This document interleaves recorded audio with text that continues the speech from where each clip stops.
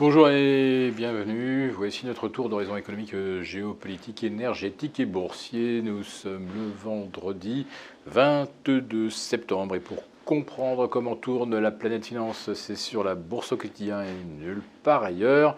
Et l'épisode du jour s'intitulera « Quand ça ne va plus du tout, le gouvernement se mêle de tout ». Alors ça va plus du tout pour le pouvoir d'achat des ménages.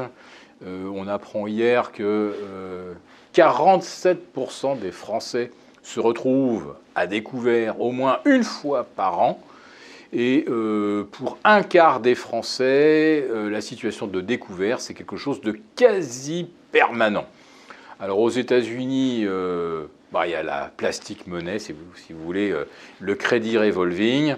Eh bien, en France, quelque part, beaucoup de ménages ne parviennent à se nourrir, se chauffer, mettre du carburant pour aller travailler que grâce à l'accumulation de dettes avec un argent qui leur est facturé 16, 17% quand des grandes entreprises peuvent encore aujourd'hui se refinancer entre 350 et 360 points de base pour les meilleures signatures. Prenons par exemple L'Oréal, l'Air Liquide ou LVMH. Donc, le piège de la dette est en train de se refermer. Les banquiers commencent à refuser à leurs clients d'augmenter encore le plafond de leur découvert. Donc là, il n'y a plus le choix. Ou alors les gens vont se retrouver interdits Banque de France, ou alors ils vont carrément arrêter de consommer. Et là, on s'en va tout droit vers une bonne grosse récession. Alors comme le gouvernement ne sait plus quoi faire quand il ne fait pas la seule chose qu'il devrait faire, c'est-à-dire baisser les taxes, parce que l'État est lui-même déjà surendetté, qu'il se rassure, le banquier du coin ne va pas lui dire non, vous avez atteint le plafond de votre dette, on ne peut plus vous avancer d'argent. Évidemment que l'État peut continuer d'emprunter, mais le jeu c'est de dire que non, il ne peut plus baisser les taxes, il ne peut plus faire de bouclier tarifaire, il ne peut plus prendre en charge des ristournes sur les factures d'électricité, etc. Donc, comme le gouvernement ne peut pas baisser les taxes, eh bien, il demande maintenant à ceux qui produisent de baisser leur prix de vente.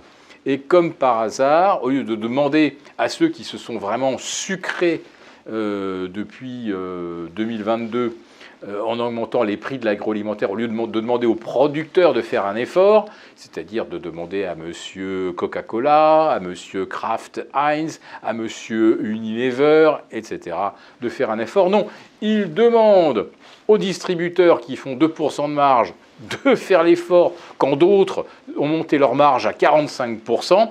Et pareil pour les raffineurs. Là aussi, les marges, elles sont quand même, je dirais pas millimétriques, mais elles sont assez petites. Et on leur demande à ceux-là de les baisser encore, alors que ceux qui font des marges énormes, on ne leur demande rien. Et je ne parle même pas des producteurs, entre guillemets, d'énergie alternative qui ne produisent rien, ou alors ils ont 3 panneaux solaires et un petit barrage qu'ils exploitent, histoire de dire qu'ils produisent de l'énergie. Donc ceux-là ont engrangé des profits absolument monstrueux. Il devrait leur être confisqué presque en totalité. Cet argent, c'est de l'argent volé aux Français. Et non, là, l'État ne va pas chercher l'argent là où il est. Ou alors peut-être que cet argent, le gouvernement considère qu'il est très bien là où il est, et dans les bonnes poches. En revanche, l'État, après avoir voulu sans succès, instaurer les ventes à découvert, la vente à perte, la vente à découvert, c'est la bourse, j'y viens justement, eh bien, le gouvernement voudrait maintenant réglementer, encadrer les rachats d'actions. Alors vous qui me connaissez, vous savez que je suis farouchement contre ce procédé qui consiste à racheter ses propres titres, souvent à des niveaux incomparablement supérieurs au prix d'émission.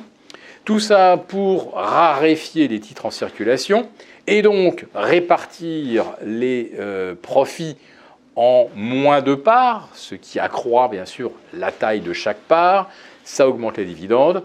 Et puis même, le seul fait d'annoncer un rachat d'actions, ça fait monter le titre. Si vous annoncez que vous allez racheter pour 5% d'actions, eh bien vous faites monter presque mécaniquement le cours de 5% avant même d'avoir distribué un dividende plus généreux. Et quand on rachète des actions, généralement, c'est qu'on n'investit pas cet argent, c'est qu'on ne le distribue pas aux salariés, mais bien aux actionnaires. Et aujourd'hui, on a compris que c'est le salarié qui n'a plus les moyens de consommer. Donc il y a peut-être un moment où effectivement il faut modifier un peu le partage de la richesse. Ce partage, on avait décidé de le modifier avec les années Reagan et Thatcher, c'était au début des années 80. Donc modification du partage au profit des actionnaires. Là, on est peut-être arrivé un petit peu au bout de la logique. Mais imaginons que ce projet français d'interdire ou de limiter fortement les rachats de titres, ça se propage en Angleterre, aux États-Unis, parce que partout, les consommateurs sont exsangues et ne peuvent pas comprendre que l'entreprise a les moyens de racheter ses propres titres, mais n'a pas les moyens d'augmenter ses salariés.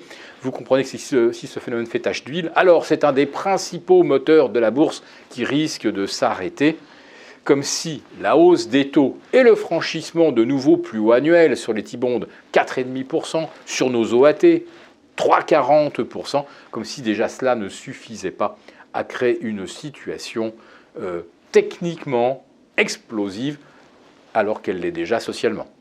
Merci beaucoup d'avoir regardé cette vidéo. N'hésitez pas à réagir dans les commentaires ou à liker et partager cette vidéo si le contenu vous a plu. Et pour ne rater aucune de nos prochaines émissions, vous pouvez vous abonner à notre chaîne et activer les notifications. Et pour plus de contenu, n'oubliez pas que le dernier rapport rédigé par nos experts est accessible en cliquant sur le lien de description. On se retrouve tout de suite dans les commentaires et je vous dis à très bientôt pour une prochaine vidéo.